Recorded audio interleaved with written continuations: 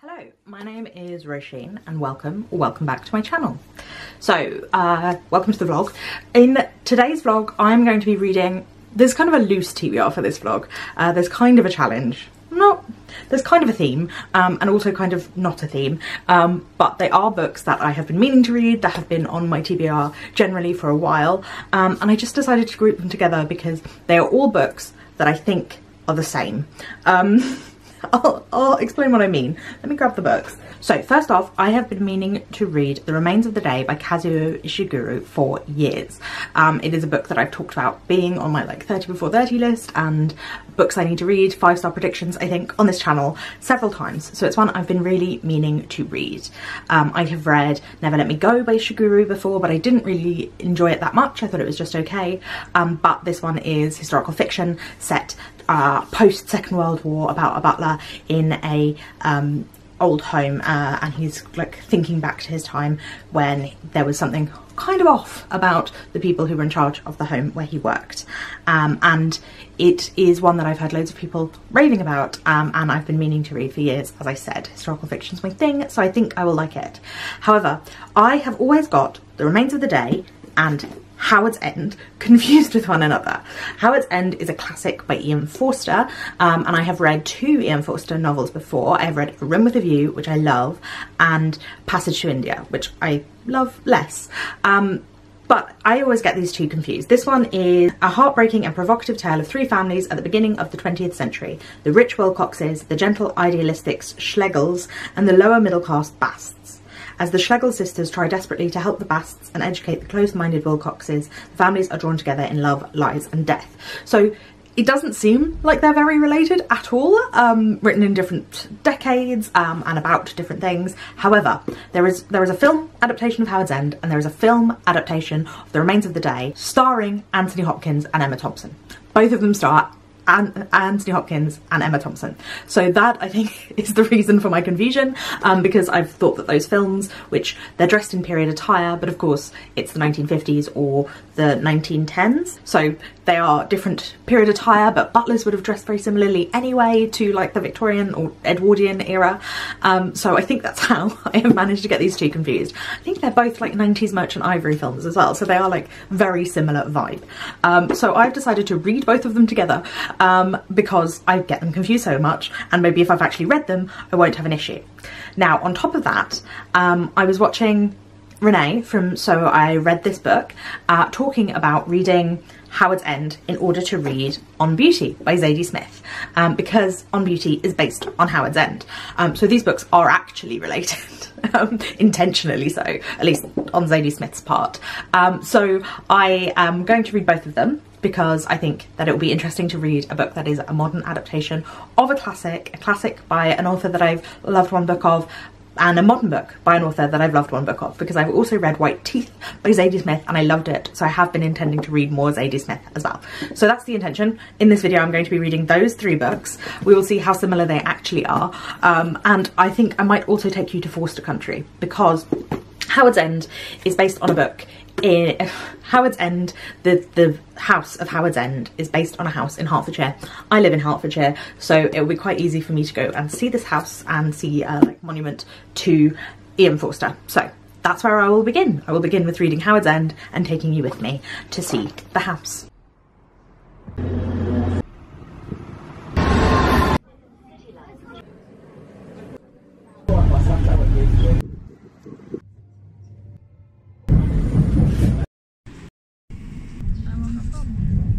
Hello, so as I said, I was going to begin Howard's End by E.M.Forster, and I am now about 30% of the way through this. I have the audiobook as well as the physical copy, so I've been sort of switching back and forth between the two, and I've been enjoying both equally, actually.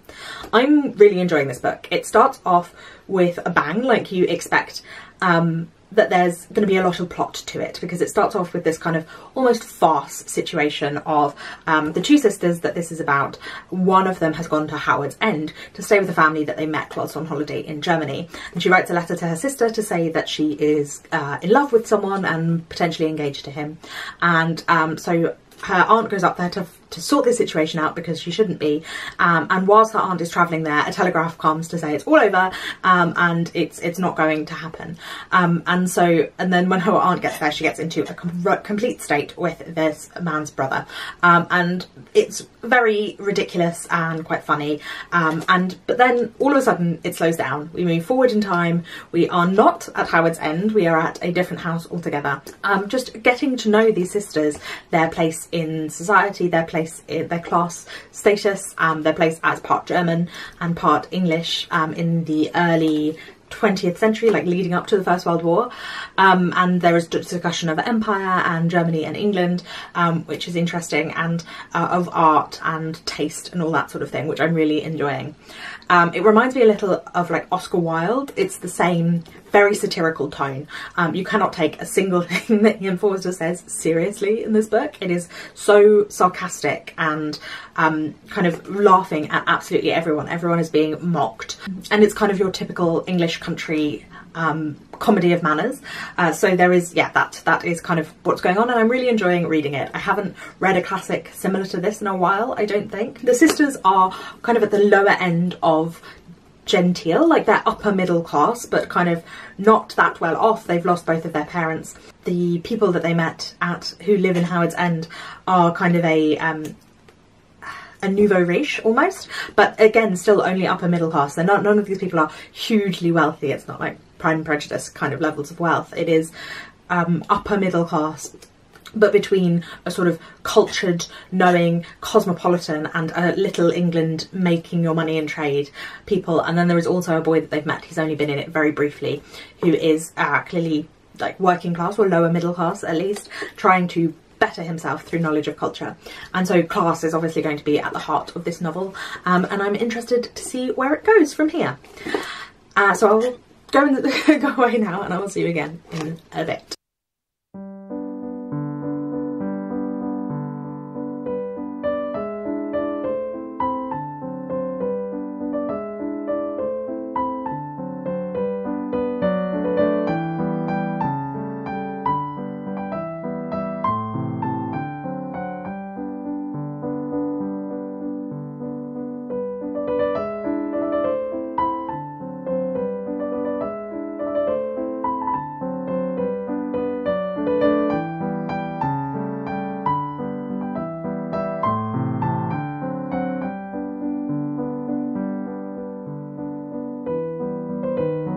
Hello. I was intending not to come on here looking too dishevelled this year, but I think this is the most shevelled I'm going to look at the moment. I have a cold. My first cold in 4 years. I'm kind of annoyed about it. I think people should start wearing masks again, because I hate feeling like this. It is a cough, it's not COVID. This is a lemsip. That is the level we are functioning on today, so you're not going to get me at my best, I'm afraid. I am 2/3 of the way through Howard's End. I am enjoying it. It is not, like, it's an enjoyable, oh god, sorry, my brain is not functioning and my fringe is straightened poorly. This is a classic, obviously set in the turn of the century, the 19th to the 20th century. A social commentary and a social satire, much like Jane Austen, but 100 years later. However, unlike Jane Austen, it doesn't follow a simple like marriage plot to produce its satire, although there are marriages in it. It is much more ambiguous and less easy to fall into thinking of it as a romance, because it doesn't have, like I said, that straightforward marriage plot where people end up together in the end, because there aren't really people to root for. I think that's the thing about this book. It does talk about ideas and different people's ideas about class and the empire. In fact, the empire stuff is the stuff I'm finding the least easy to get on board with. Obviously it is quite colonialist, as is E.M.Forster's other work, like Passage to India, but it is mostly focused on the interactions of people of a specific class, and their relationships with one another, and they're trying to understand one another and struggling with that. People who are bohemian versus people who are bohemian and cosmopolitan versus people who are sort of little Englanders, as we would say nowadays, sort of middle class business people with a sort of middle brow culture, I guess. I know all of those things are very like value judgments almost, which is not what I want to go in with, but it's kind of giving you the perspective, I think, that the book is beginning with and then breaking down. Oftentimes I don't like when people start going off on philosophical ideas and thoughts and they start telling us what they're thinking or going off on long monologues about stuff. I find that I struggle with that in modern books, but it seems to be working for me in How It's End. The writing is very easy to get into, and yeah, I'm just enjoying it overall. I don't think it's going to be a new favourite book, but I am having a good time. So that is that. And as I said, I live in Hertfordshire, and part of the book is set in Hertfordshire, so I've probably shown you that bit already. But also, they spend a lot of time in Swanage, which is where we go with my partner's family sometimes. So we haven't been there this year, but I think I'll put some clips in and read you some of the lovely prose to show you Swanage.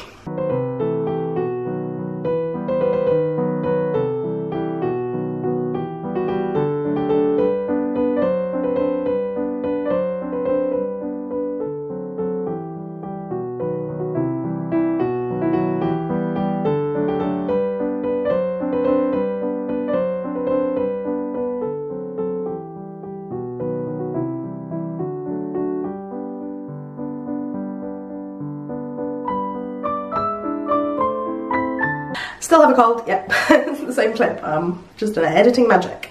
I cannot be bothered to change my jumper because I feel like shit. Anyway, I'm halfway through The Remains of the Day by Kazuo Ishiguro, and it is a very slow moving novel. So we follow a butler whose name Stevens, and he works in a big old house, and it is the 1950s, and he's working for an American man, and we know that he used to work for an English lord who was in some way disgraced, although our narrator thinks that that was unfair and it shouldn't have happened. He's received a letter from his former housekeeper who lives in the West Country after she got married, and he's going down to visit her, and he's also flashing back to the 1920s when he was working for the English lord, and we kind of are uncovering the reason for his disgrace.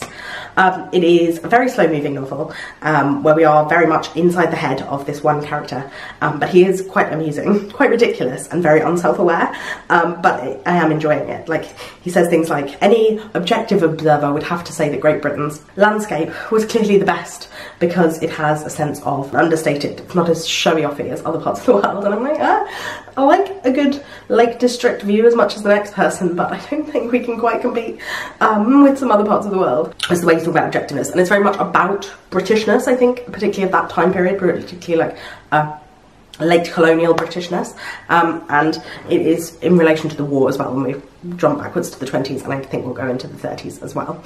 But yeah, I really enjoy the writing. It feels very masterful. It's not like overly ornate or beautiful in any way, it's very simple, but it has moments of beauty and moments of clarity, and it feels very well done. I'm reading another book at the moment for a different blog where I feel like the writing is trying a little too much, like I can feel the trying, and that Kazuo Ishiguro doesn't have that issue. He is, it very much feels like he's got the voice of this person down, and it feels very like innate to the character. The character feels very fully fleshed out, and yeah, it doesn't feel like he's trying too hard. I am having some chest pain now, and I'm struggling to keep talking, so I will talk to you again a bit later when I have read some more of these books. I have finished Howard's End now by E.M.Forster, and it's definitely the shiny library editions make it hard to hold it up into the light, but I really enjoyed this book. I thought it was really an interesting classic, kind of different from a lot of the classics I've read. There were still elements of colonialism, and talking about colonialism, one of the sons of one of the families goes to Nigeria to work as part of the empire, and there's talk about fascism and communism later on in the book, and relations of class. That does involve colonialism in a very, as you would expect, basically, from a Edwardian man to write it, which was uncomfortable. It's not a huge part of the book, and there's never anything like explicitly said about individuals, but it's just sort of quite pro-colonialism. But apart from that, I enjoyed it.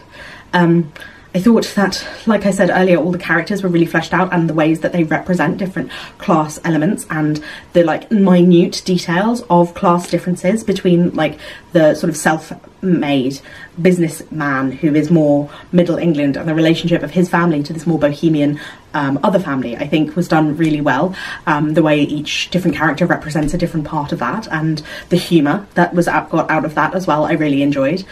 The plot goes in a completely unexpected direction for me towards the second half. I was really surprised by what happened, but I thought it was interesting. Like, there's an illegitimate child in this book, and it's not treated like the end of the world, and it's like, she's the woman who gets pregnant. It's not like a huge sin. It's not like something from 100 years earlier where that would be true. It's obviously she's protected by her class, and the treatment of the working classes, like the comeuppance of the way that the working classes end in here, is, I think, making a point of the way that our middle class, our upper middle class people end up all right, and our working class people end up definitely not all right. And so I feel like the class themes in here, there's a lot that's interesting and a lot more you could like really get into if you chose to read it in that way. Overall, it's sort of deceptively simple. It feels like there's not a lot going on, but there's a lot of irony that's being used, and I think that's why it reminds me of like Jane Austen. Obviously it's a completely different time period, and it is very different in terms of plot, but that sense of irony and that sense of class as a central focus, I found really interesting, and I really enjoyed it. So that's good. And I will talk to you about the other books when I've read them.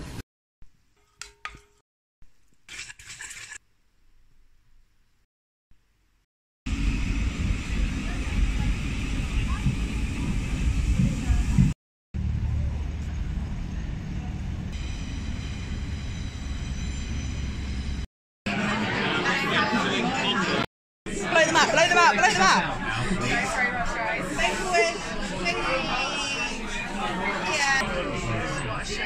Now drink it.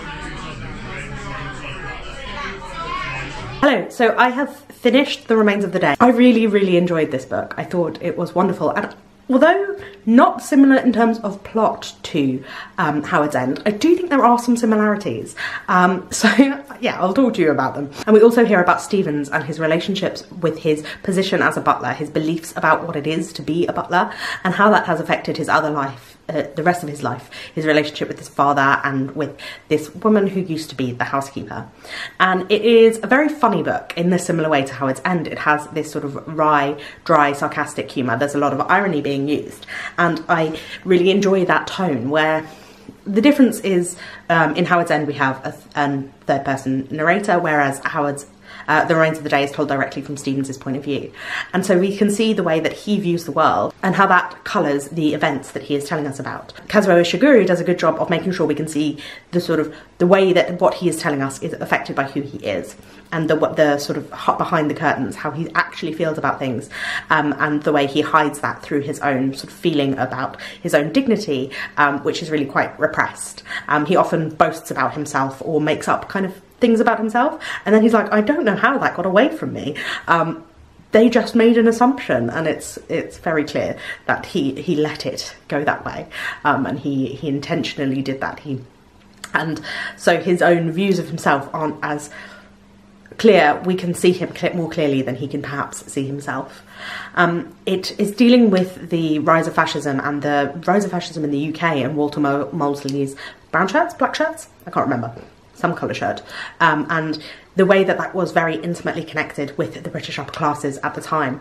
But the way that that is slowly unfolded, I think, is done in a really good way, because we only can see what Stevens as the butler can see, and so the sort of class elements of that are very clear as well, like they are in Howard's End. There is a focus on class and position and what is the done thing, and the way that people's upbringings and position in society has an effect on the way that they see their life, as well as the sense of humour.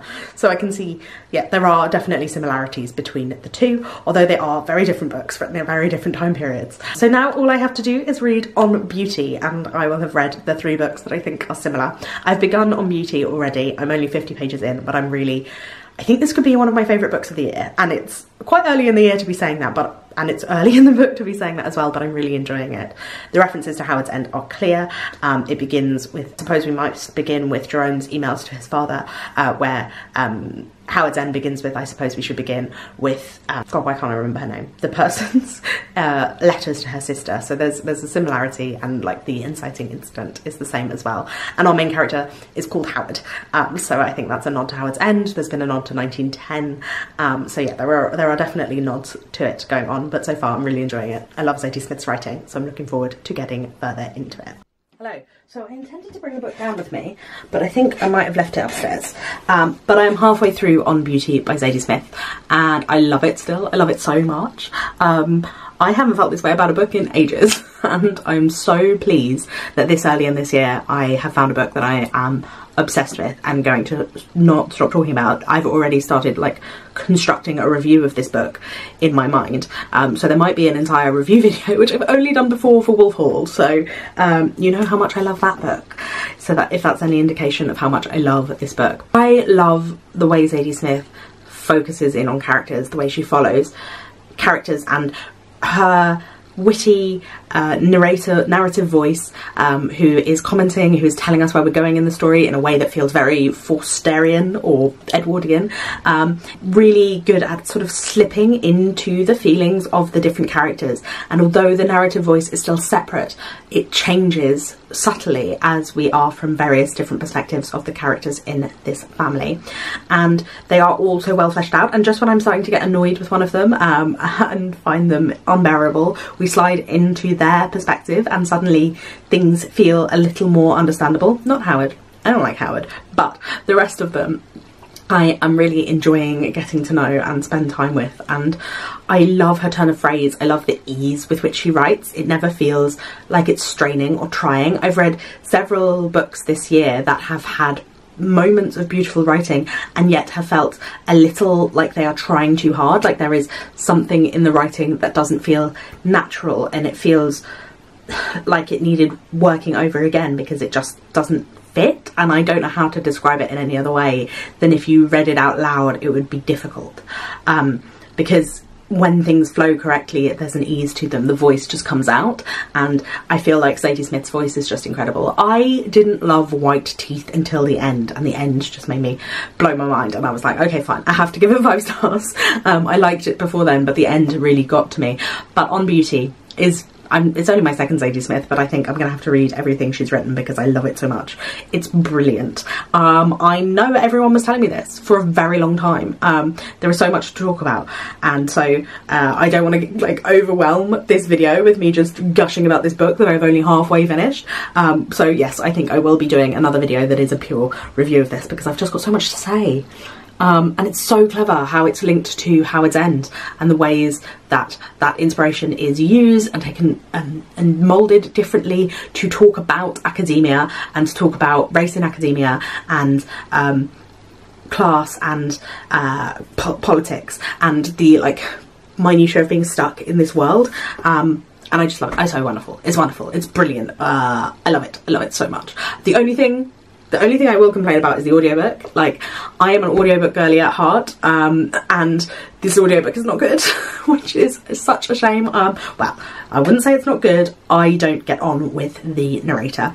His British accent is not the best. It's not the best. And when one of your main characters has an English accent, you need to be good at that. I think there are lots of accents in this book. There's like a Trinidadian, a Jamaican, several Haitian characters, and I am not au fait enough with those accents to know if he's doing a good job of them. I mean, his Jamaican accent sounds good enough to me, but I don't know if it would sound good enough to someone who was Jamaican or like related to Jamaican people. Spend a lot of time with Jamaican accents around them. So yes, that might be why, because it is an American narrator and most of the characters are American and they're in America, so it makes sense for that. We don't need him to sound like Dick Van Dyke, do we? Because it really takes me out of it. Anyway, so I am mostly reading this physically, which makes me read it slower, so I will see you again later when I've finished it.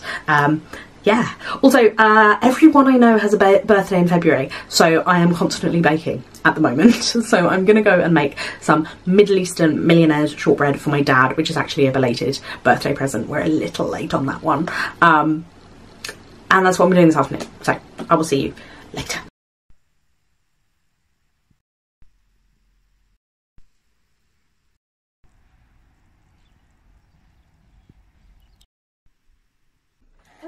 Hello. So I have finished on Beauty by Zadie Smith, and it's my favourite book of the year. It's my favourite book since I read The Promise by Damon... Oh, sorry, my squeaky chair is squeaky. Let me sit down properly first. It is my favourite book that I have read since I read The Promise by Damon Galgut in December 2021. That is how much I love this book. It's just brilliant, and I instantly want to reread it, which is always a good sign. There is so much in here, and I'm so glad that I read Howard's End before I read this one, because I got so much pleasure from seeing the parallels and the way Zadie Smith was using the themes that come up in that to talk in this, again, about class. And I thought, yeah, it was just so wonderfully done. And the way she talks about the academy, and it's so funny, the way she talks about the academy and things. I think she's clearly someone who's been involved in academics.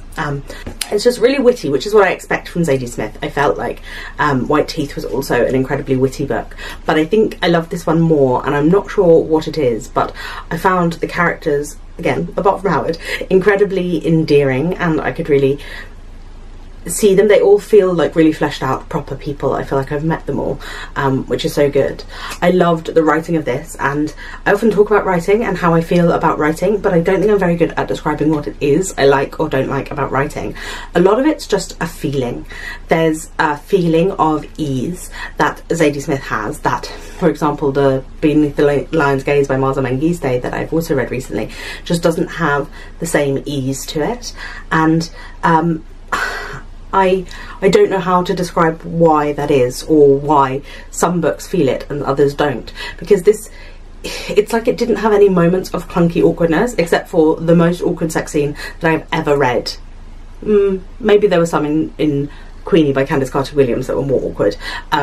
Like, it's intentionally awkward, it's meant to be, but it made me feel so uncomfortable. And also, especially because I was listening to the audiobook at that point, I feel like I should have read it on the page and I would have had less trouble, felt less cringy towards it.